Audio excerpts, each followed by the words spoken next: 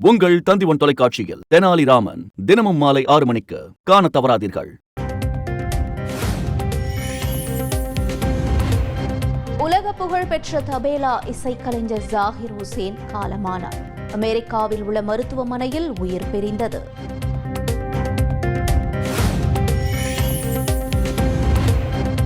வங்கக்கடலில் குறைந்த காற்றழுத்த தாழ்வு பகுதி உருவாவதில் தொடர்ந்து தாமதம். அடுத்த 24 மணி நேரத்திற்குள் உருவாகக்கூடும் என இந்திய வானிலை ஆய்வு மையம் தகவல்.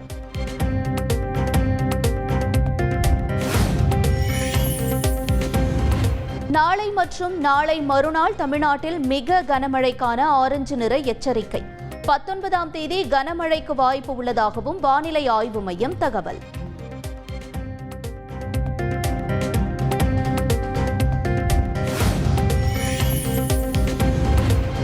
நெல்லை, தென்காசி மாவட்டங்களில் இன்று வழக்கம் போல பள்ளி, கல்லூரிகள் திறப்பு. தாமிரபரணி கரையோர பகுதிகளில் மாணவர்களின் பாதுகாப்பை உறுதி செய்த பின்பு பள்ளிகளை திறக்க அறிவுறுத்தல்.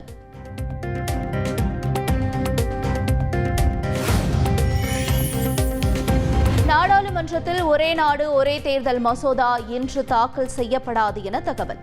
வார இறுதியில் தாக்கல் செய்யப்பட உள்ளதாகவும் தகவல்.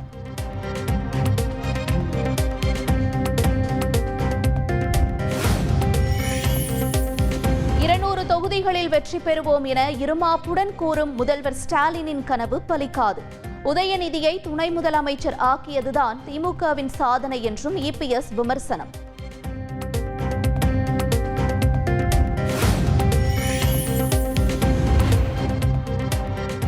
திமுகவை வீழ்த்தி விடலாம் என்று பகல் கனவு காண்கிறார் எடப்பாடி பழனிசாமி.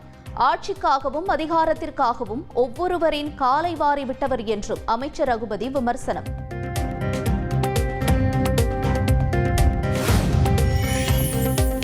விசிகாவிலிருந்து விலகுவதாக ஆதவ் அர்ஜுனா அறிவிப்பு. தேவையற்ற விவாதங்கள் பொதுவெளியில் தொடராமல் இருக்க வேண்டும் என்ற நோக்கில் விலகுவதாக விளக்கம். ஜனநாயகம், சமத்துவம், சமநீதி அடிப்படையில் அரசியல் பயணம் தொடரும் என்றும் உறுதி.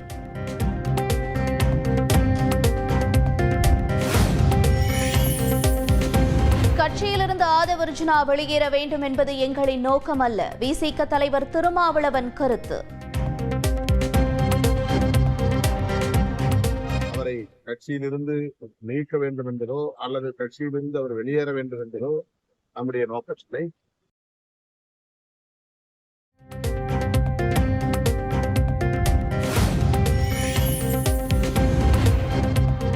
பழவேற்காடு முகத்துவாரத்தில் கடல் சீற்றத்தால் படகு கவிழ்ந்து 2ஆக உடைந்தது.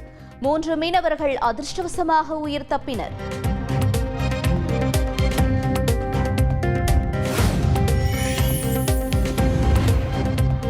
கள்ளக்குறிச்சி அருகே தென்பெண்ணை ஆற்றில் அடித்து செல்லப்பட்ட நபரை 5வது நாளாக தேடும் பணி தீவிரம். ட்ரோன்கள் மூலம் தேடும் பணியை மேற்கொண்டது தீயணைப்புத்துறை.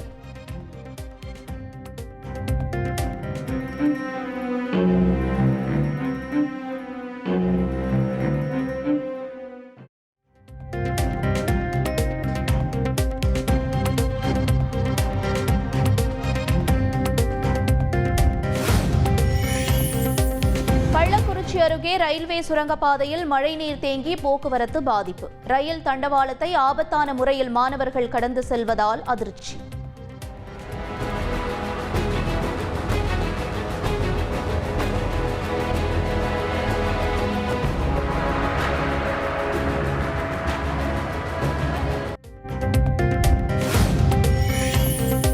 சபரிமலை ஐயப்பன் கோயிலுக்கு 29 நாட்களில் 22,67,000 பக்தர்கள் வருகை. 168 கோடி ரூபாய் வருவாய் கிடைத்துள்ளதாக தேவசம் போர்டு தகவல்.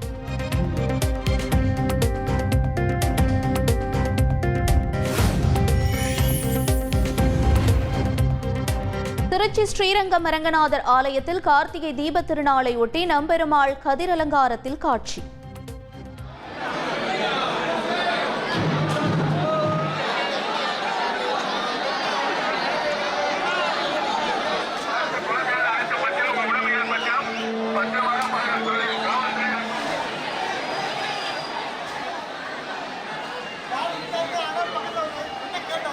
சொக்கப்பனை கொளுத்தும் நிகழ்வில் ஆயிரக்கணக்கான பக்தர்கள் பங்கேற்று வழிபாடு.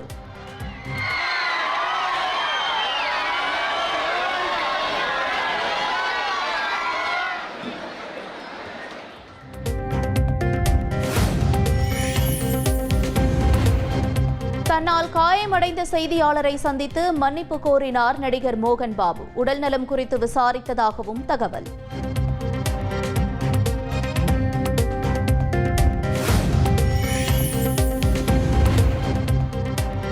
புதுச்சேரி அரசுக்கு சொந்தமான ஹோட்டலை விலைக்கு கேட்டதாக வெளியான செய்திக்கு விக்னேஷ் சிவன் மறுப்பு. படப்பிடிப்புக்கு அனுமதி கோரிதான் புதுச்சேரிக்கு சென்றதாகவும் முதல்வர் மற்றும் சுற்றுலாத்துறை அமைச்சரை மரியாதை நிமித்தமாகவே சந்தித்ததாகவும் விளக்கம்.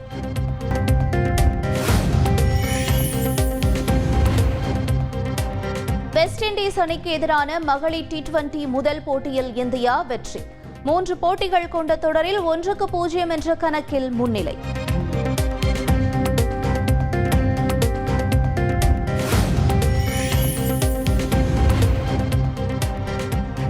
பிரிஸ்பேன் டெஸ்ட் போட்டியில் ஆஸ்திரேலியா தனது முதல் இன்னிங்ஸில் 445 ரன்கள் குவிப்பு.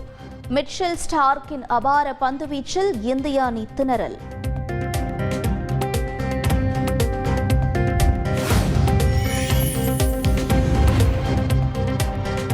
இந்திய கிரிக்கெட் அணியின் முன்னாள் கேப்டன் கபில் தேவ் சாதனையை முறியடித்தார் பும்ரா.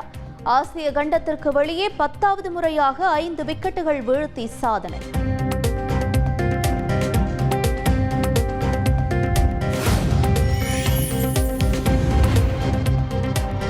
மகளிர் பிரீமியர் லீக் தொடரின் மினி ஏலத்தில் 9,05,00,000 ரூபாய்க்கு 19 வீராங்கனைகள் தேர்வு. தமிழகத்தைச் சேர்ந்த கமாலினி ரூபாய் 1,60,00,000 ஏலம்.